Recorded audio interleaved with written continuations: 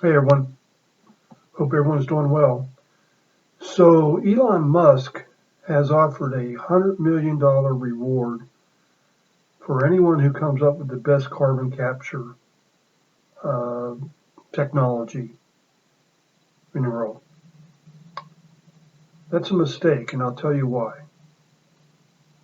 We need carbon, CO2, because we're actually in a period in this planet's history where we're in a starvation of CO2. We've we're coming out of a little ice age. The oceans are still very cold. That's the biggest regulator of CO2 uh, in the world by far. I mean, nothing's even close. When the oceans warm, they release CO2. When they cool, they capture it. And um, historically, the levels of CO2 on this planet have been much higher. You know, that's why we find these fossils of these massive, massive trees, sometimes a mile in diameter, and they estimate to be maybe 10 miles high. And these centipedes that are like 6 feet long, dragonflies with 5 foot wingspans, that type of thing.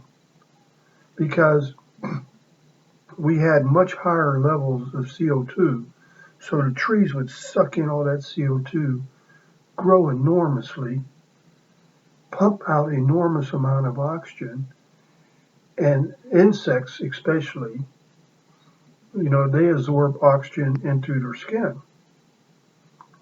There's not enough oxygen on the planet right now to support a centipede getting 6 feet long.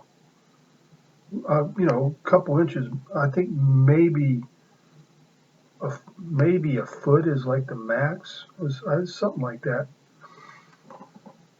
Because there's just not. Right now we're at 21% um, oxygen.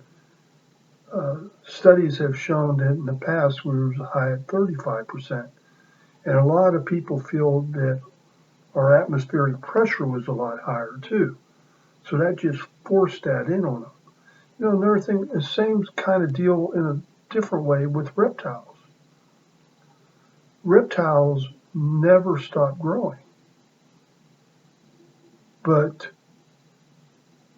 uh, there is a limit, so to speak, because of the lack of oxygen in the air.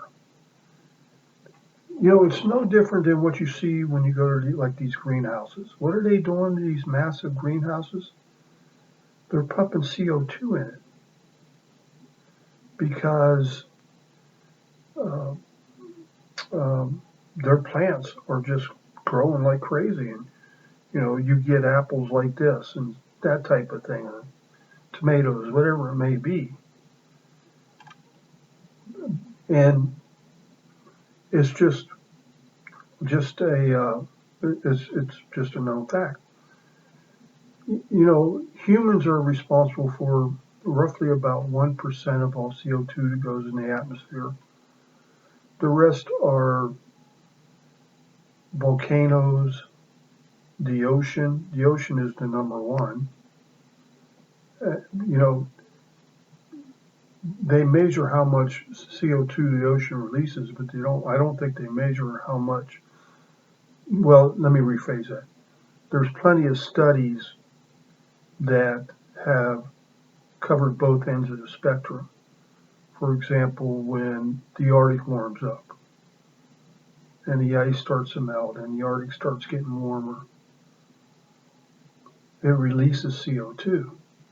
And then as winter comes back around, the Arctic starts freezing again and it starts absorbing the CO2. And you have to measure both aspects of that. I can't um, I can't remember the number of, and I'm not talking about volcanoes that are erupting, but just they're emitting massive amounts of gas. And I want to say there are thousands of them. Most of them are probably underwater. Um, Mount Etna is like one of the most famous ones that is constantly gassing into the atmosphere. And we're talking huge, huge amounts of CO2. And then you got, wildlife, you got clear cutting. I always said if you really wanted to do something about CO2, plant some trees. They'll gobble it up. But again, we used to have massive, massive trees on this planet because the CO2 was much higher and it was compressed to a point. That's believed. That's a little bit of theory, but I think the science is there to prove that. So I'm like of the mindset, I don't want dirty air. As long as the air is clean, I don't care how much CO2 is going to get into it. If I get more CO2 in my area, and well, you're not going to get it in one area, but it's going to be spread out for most part. My tomatoes are going to grow bigger. My blackberries are going to grow bigger. Grow more of them. So we're trying to capture all this CO2, and it's a fool's errand, is what it is. And it's actually going to do us more harm than good. We need to release more CO2 in the air. Again, no difference. Ask any greenhouse owner. And I even think they sell them at grocery stores for the small-time grower that's got these smaller greenhouses for home use. You can buy these whole units that put in CO2 constantly into the thing. You're not going to get high enough for it to become dangerous. So that's where we're at with CO2. And don't let these people fool you, because this climate change thing is a scam, and they silence anybody, any expert who comes out against it. And they threaten anyone who does come out against it.